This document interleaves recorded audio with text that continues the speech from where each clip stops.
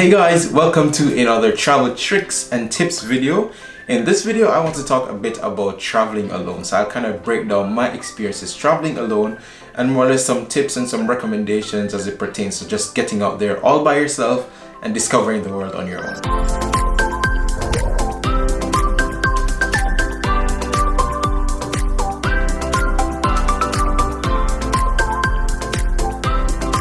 Growing up, I always wanted to travel the world, but just like most other people, we kind of want to do it with our friends or want to do it with our family members. So it's like we don't even by default think about that, hey, I want to travel the world. So it's like if we don't have anyone to do it with, then we start thinking, yeah, that's not gonna happen. And that was kind of me at first, but then at some point I was like, okay, I don't have any friends or any family members that are interested in like, okay, let's just go to another country and explore. And this kind of pushed me to do it on my own. And I'm happy that I made that decision because it has definitely transformed my life. I get it. I definitely understand why most people are afraid of traveling alone. Now, my experience with traveling alone has been completely opposite to what most people would think traveling alone would be. Hello! This is awesome! Now, I've broken these down into 5 different categories. Now, the first category would be loneliness and boredom. Most people think if you travel alone, that means you're by default going to be bored and you're going to be lonely. Now, first of all, there's a difference between being alone and being lonely. So just because I travel alone doesn't automatically imply that I'm going to be lonely for the entire time. Because in my experience, it has been the complete opposite. For most people, they have this fear of being alone. Alone in a completely new country or even a completely new city, you have no one to talk to. And that's probably one of the number one thing that most people say, okay, who am I going to talk to when I'm traveling alone? And the interesting thing about it is that when you travel alone, I think you have better chances of meeting, like, especially locals, meeting new people. Because if you're traveling with a friend, if you're traveling in a group, then it's going to be hard for anybody to like come up to you and to say, okay, hi.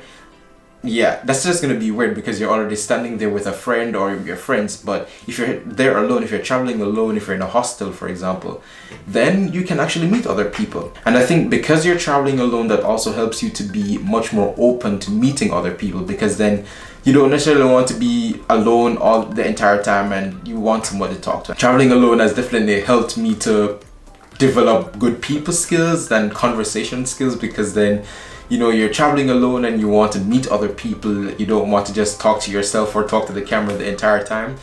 And sometimes you don't need to do anything, because to be honest, most of the people that I've met, they were the ones that approached me because they were probably intrigued, or maybe they just had pity, like, oh, this guy's traveling alone, he has nobody to talk to, let me talk to him. So many things that I've done in different countries, I didn't do it alone, I did it with other people. And this was, for example, my experience in Pakistan, where I met this guy at the border. And I was like, hey, what are your plans? And I was like, okay, I'm coming with you, because I didn't have any plans. Just the fact that I was traveling alone gave me so many opportunities to meet other people, to meet local people, and to hear their stories, or for them to even invite me to their homes and invite me for tea and whatever, like the hospitals that I've experienced just because I was traveling alone, where people are like, oh, do you need a place to stay? Do you need this? Do you need that? Oh, I can take you there. I can take you there. Hitchhiking, for example, someone's like, they pick me up, and so it's like, it doesn't have to be a hindrance. It can actually be a very good platform. So the next category is about being your own boss. It's about independence. Now, when you travel alone, then you are in control. You decide what you do based on your interests, based on your mood. If you wake up and you don't want to do anything, you can do that. You can explore and you can discover the way that you want to. You don't have to be thinking, okay, I actually want to go there, but my friend kind of thinks that this is boring or that this is too dangerous, so they wouldn't come. Some of the craziest things that I've done while traveling, I don't think I would have had the opportunity, or I would have actually done it if I was traveling with friends. Because then when you have a crazy idea when you're traveling and you're traveling with your friends or your family members, they say, okay, I want to try this, or I want to try that, they're going to be like, yeah, I don't think that's a good idea. And they start giving you a million reasons why you shouldn't do it. But when you're traveling alone and you come up with a crazy idea, then you're like, okay, I'm going to do it. Alright, so hiking with my friend Aldo from Lima. The next category is self-discovery or self-development. Traveling is definitely a way for you to learn more about yourself, for you to grow, and for you to discover and have different experiences. Because of traveling, I've recognized that my problem solving skills, for example, they have definitely improved, because when you're traveling alone and different issues come up, then you need to figure out how to solve these problems. And through traveling, I've also discovered a lot more about myself. For example, my weaknesses, my fears, my strengths. When you travel, you're placed into so many different situations, some things that you never expected, some things that you didn't even plan for. In these situations, that's when you get the opportunity to see, okay, what are my strengths? What are the things that freak me out? What are the things that, it's like so many experiences in one that can actually allow you to discover more about yourself. And when you discover more about yourself, then you have this opportunity to work on those different things. Traveling also teaches you independence. It teaches you how to exit your comfort zone. And that's pretty much the motto of my travels, where it's about exiting my comfort zone. It's about challenging my stereotypes, challenging the things that I've read on the internet, or challenging my own fears and my own perceptions.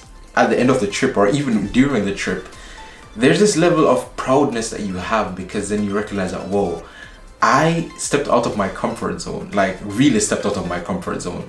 The feeling that you get when you've recognized this is just an amazing feeling. Creativity, I think, is probably one of the most important traits that you need to have, or that you will develop when you do solo travel.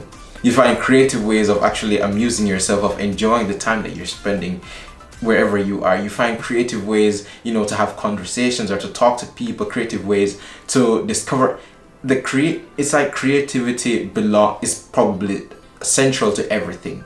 For some people, it's also important to, have really good pictures from your vacation and stuff. And that's the reason, I can't travel alone, because if I travel alone, then who's gonna take my pictures? Yeah, of course, there are many other people that are traveling, and you can ask them to take your picture. Traveling alone helps you to develop creativity, especially with photography, because then sometimes, in my case, for example, I can't be bothered to ask someone to take a picture for me. And sometimes when I do ask them, they don't take a good picture. So I'm like, okay, how can I use the location to take a really cool picture? So it's it pushes you to think outside of the box. So I have a selfie stick, or I have a tripod, oh, there's a tree there, there's that there. And then you start using the things around you to find a creative way of taking a picture. So win-win situation, I'd say.